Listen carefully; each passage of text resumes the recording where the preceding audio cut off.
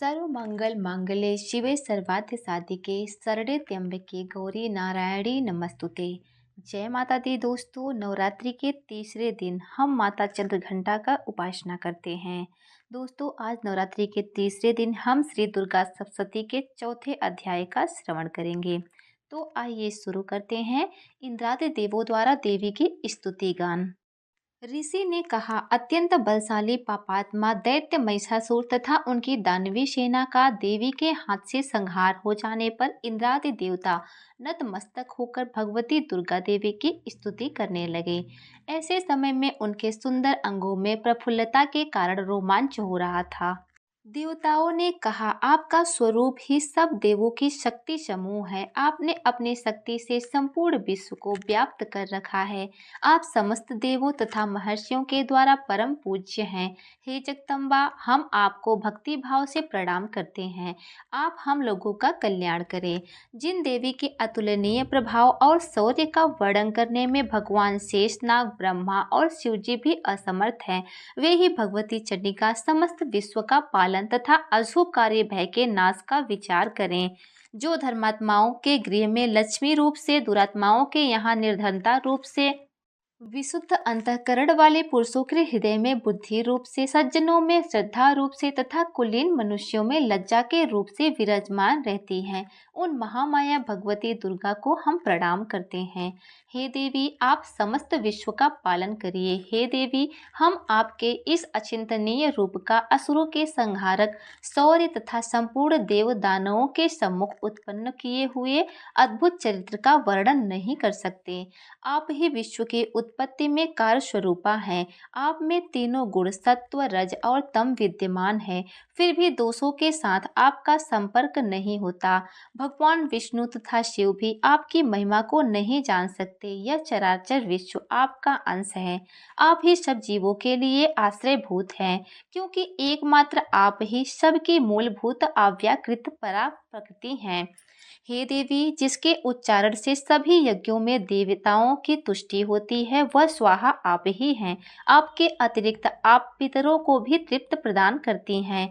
इस कारण सभी लोग आपको श्रद्धा के नाम से संबोधित करते हैं। हे देवी, आप ही पराविद्या हैं, जिससे मोक्ष की प्राप्ति, अचिंत्य महाव्रत स्वरूपता, समस्त दोषों से हीनता, जितेंद्रियता, तत्व की सारता होती है और सभी मुनिजन जिसके लिए निरंतर प्रयासशील रहा करते हैं। आप शब्द स्वरूपा, अत्यंत निर्मल ऋग्वेद, यजुर्वेद तथा उद्गीत छंद के रूप में गाया जाने वाला एक प्रकार का वेद मंत्र के मनोरथ पद्य के पाठ से युक्त साम वेद की आधार हैं। आप ही देवी तीनों वेद और छहों ऐश्वर्य से संपन्न भगवती हैं। विश्व की उत्पत्ति एवं पालन के निमित्त आप वार्ता, कृषि एवं जीविका के रूप में प्रादुर्भूत हुई हैं। आप जगत की महान पीड़ा की नाशकर्त्री हैं। हे देवी, संपूर्ण शास्त्रों के तत्व का ज्ञान प्राप्त करने के लिए आप मेधा शक्ति हैं। दुस्तर संसार सागर से तारने वाली नौका स्वरूपिणी दुर्गा देवी आप ही हैं। आपकी किसी पदार्थ में आसक्ति नहीं है। आप ही कैटभ के शत्रु भगवान विष्णु के वक्ष में निवास करने वाली लक्ष्मी तथा शिव द्वारा सम्मानित गौरी देवी भी हैं। आपका मुख कमल मृदु हास्य से युक्त निर्मल पूर्ण चंद्र बिंदु के समान और उत्तम स्वर्ग की सुंदर आभा से भासित है। फिर भी आपके इस अनुपम लावण्य को देखकर महिषासुर ने कुपित होकर आप पर आघात कर दिया। यह बात आश्चर्य में डाल देने वाली है। हे देवी, वही मुख जब क्रोध की मुद्रा में उदयकालीन चंद्रमा के समान अरुण तथा वक्र भौहें के कारण भयंकर हो उठा, तब उस रूप को देखकर महिषासुर का सहसा प्राणांत नहीं हुआ। यह और भी अधिक आश्चर्य की बात है, क्योंकि क्रुद्ध यमराज के सामने कौन प्राणी जीवन धारण करने में समर्थ हो सकता है। हे परमात्मा स्वरूपा देवी, आप प्रसन्न हो। आपके प्रसन्न होने पर विश्व का उत्थान होता है और कुपित होने पर कितने ही वंशों का नाश हो जाता है। यह बात अनुभव द्वारा ही प्रत्यक्ष प्रमाणित हुई है। आपकी क्रोधाग्नि में महिषासुर की विशाल वाहिनी सेना भी क्षण मात्र में भस्म हो उठी है। आप सदैव अभ्युदय करती हैं। आप जिन लोगों पर कृपा दृष्टि रखती हैं, वे ही लोग देश में सम्मान, धन और ख्याति प्राप्त करते हैं। उन लोगों का धर्म कभी शिथिल नहीं होता तथा वे ही अपने स्त्री, पुत्र और मृत्यु के साथ रहकर धन्य रहते हैं। हे देवी, आपके ही कृपा कटाक्ष से धर्मात्मा व्यक्ति श्रद्धा पूर्वक सदैव धर्माचरण में निरत रहता है और उसके प्रभाव से स्वर्ग लोक को प्राप्त करता है। अतएव आप निश्चय ही त्रैलोक्य को मनोवांछित फल प्रदान करती हैं। हे माँ दुर्गे, आप स्मरण मात्र से ही सब जीवों का भय निवारण करती हैं और स्वतः मनुष्यों द्वारा निचिंतन करने पर उन्हें परम कल्याणकारी बुद्धि देती हैं। दुख दरिद्र और भयहारी देवी, आपका चित्त परोपकार के निमित्त सदैव द्रवित रहता है। ऐसा दूसरा कौन है हे देवी, जो राक्षस अनंत काल तक नरक भोग करने के लिए पापाचार करते हैं, उन्हें युद्ध में वध करके स्वर्ग भेजने तथा संसार को सुखी करने के उद्देश्य से ही आप उनका वध करती हैं। आप अपने शत्रुओं पर शस्त्रों का आघात क्यों करती हैं? आप केवल अपने दृष्टिपात से ही संपूर्ण दैत्य समूहों को भस्म कर सकती हैं, तो भी आप ऐसा न करके युद्ध स्थल में उनका संहार करती हैं। इस बात में भी कुछ रहस्य जान पड़ता है। वह यह है कि मेरे शस्त्रों के प्रहार से पवित्र होकर ये सब स्वर्गपुरी में जाएं। इस प्रकार उनके प्रति भी आपके उत्तम विचार होते हैं। खड्ग के तेजो राशि की भयंकर दीप्ति तथा आपके त्रिशूल के अग्रभाग की घनीभूत कांति से चकाचौंध होने पर भी असुरों की आंखें नष्ट नहीं हुई, क्योंकि वे सब मनोरथ किरणों से युक्त आनंद प्रदान करने वाले आपके मुख चंद्र का दर्शन कर रहे थे। हे देवी, आपका शील दुरात्माओं के दुर्व्यवहार का निवारक है। आपका रूप अचिंतनीय तथा अतुलनीय है। आपका पराक्रम देवताओं के विजेता दैत्यों का नाशक है। इस प्रकार आपने अपने शत्रुओं पर सदैव दया ही दर्शाई है। हे वरदात्री देवी, आपके इस शौर्य की तुलना कहीं भी नहीं हो सकती। शत्रुओं को त्रस्त करने वाला एवं अत्यंत मनोहारी रूप अन्यत्र कहाँ दिखाई पड़ सकता है। हृदय में दयालुता और युद्ध में निर्दयता, ये दोनों बातें एक साथ होने का भाव त्रैलोक में आपके सिवा और किसी में नहीं है। हे अम्बे, आपने शत्रुओं का वध करके उन्हें अमर पद दिलाया है। उनसे प्राप्त होने वाले भय को हम लोगों से दूर किया है। हमारा आपको नमस्कार है। हे देवी, आप शूल के द्वारा हमारा रक्षण करें। हे अंबिके, आप अपने खड्ग, घंटा ध्वनि और धनुष के टंकार से हमारी रक्षा कीजिए। हे चंडिके, आप हमारी पूर्व, पश्चिम, दक्षिण तथा उत्तर में अपने त्रिशूल को घुमाकर हमारा परित्राण करें।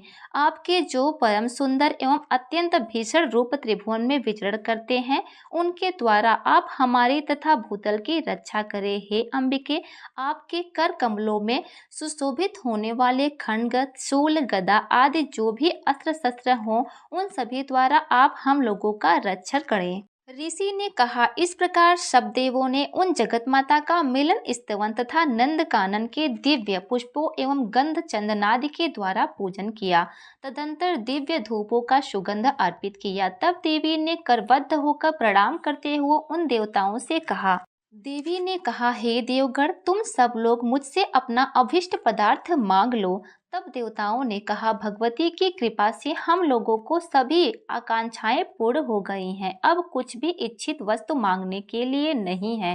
हे महेश्वरी, हम लोगों का यह परम शत्रु महिषासुर मारा गया है। इतने पर भी आप यदि हम लोगों को कुछ देना ही चाहती हैं, तो हम लोगों की यही इच्छा पूर्ति कीजिए कि जब कभी भी हम आपका स्मरण करें, तब आप दर्शन देकर हम लोगों को संकट से मुक्त करें। हे प्रसन्न वदना अंबिके, जो भी व्यक्ति इन स्त्रोतों के द्वारा आपकी आराधना करे, उसे धन धान्यादि तथा स्त्री पुत्रादि से संपन्न करें तथा सदैव हम लोगों पर आप प्रसन्न रहें। ऋषि बोले, हे राजन, देवी ने अपने तथा विश्व के कल्याणार्थ जब भद्रकाली देवी की स्तुति द्वारा प्रसन्न किया, तब वे तथास्तु ऐसा ही हो कहकर वहीं अंतर्निहित हो गई। हे राजन, पूर्व काल में त्रैलोक्य की हितकांक्षिणी देवी जिस प्रकार देवों के शरीर से प्रादुर्भात हुई थी, वह सब कथा मैंने तुम्हें सुना दी। इस प्रकार मार्कंडेय पुराण के सर्वाणिक मनवंतर कथा के अंतर्गत देवी महात्म्य में वर्णित इंद्रादि स्तुति नामक चौथा अध्याय समाप्त। क्षमा प्रार्थना। हे जगदम्बिके, मेरे द्वारा किए गए पाठ में जहाँ कहीं मात्राओं की त्रुटि, विसर्ग, अनुस्वार के उच्चारण में कमी रह गई हो, तो इन समस्त त्रुटियों को आप क्षमा करके मेरे किए गए संकल्पों को पूर्ण करने की कृपा प्रदान करें। हे परमेश्वरी, मेरे द्वारा रात दिन सहस्त्रों अपराध होते रहते हैं। यह मेरा दास है, ऐसा समझकर उन अपराधों को आप कृपापूर्वक क्षमा करो। हे परमेश्वरी, मैं आवाहन नहीं जानती, विसर्जन करना भी नहीं जानती तथा पूजा करने की विधि भी नहीं जानती, अतएव मुझे क्षमा करो। हे परमेश्वरी, हे सुरेश्वरी, मैंने जो मंत्रहीन, क्रियाहीन और भक्तिहीन आपकी पूजा की है, वह सब आपकी कृपा से पूर्ण हो जाए। सैकड़ों अपराध करके भी जो आपकी शरण में आकर जगदम्ब कह के पुकारता है, उसे वह गति प्राप्त होती है जो ब्रह्मादि देवताओं के लिए भी सुलभ नहीं है। जगदम्बिके, मैं अपराधी हूँ, किंतु आपकी शरण में आई हूँ। इस समय दया की पात्र हूँ, आप जैसा चाहें वैसा करें। हे परमेश्वरी देवी, अज्ञान से, भूल से अथवा बुद्धि की भ्रांति होने के कारण मैंने जो न्यूनता या अधिकता कर दी हो, वह सब क्षमा करे और मुझ पे प्रसन्न होवे। सच्चिदानंद स्वरूपा परमेश्वरी, जगत माता कामेश्वरी, आप प्रेम पूर्वक मेरी यह पूजा स्वीकार करें और मुझ पे प्रसन्न होवे। देवी सुरेश्वरी, आप गोपनीय से गोपनीय वस्तुओं की रक्षा करती हैं। मेरे द्वारा निवेदन किए गए इस जप को ग्रहण करें। आपकी कृपा से मुझे सिद्धि, सफलता प्राप्त हो। जय माता दी।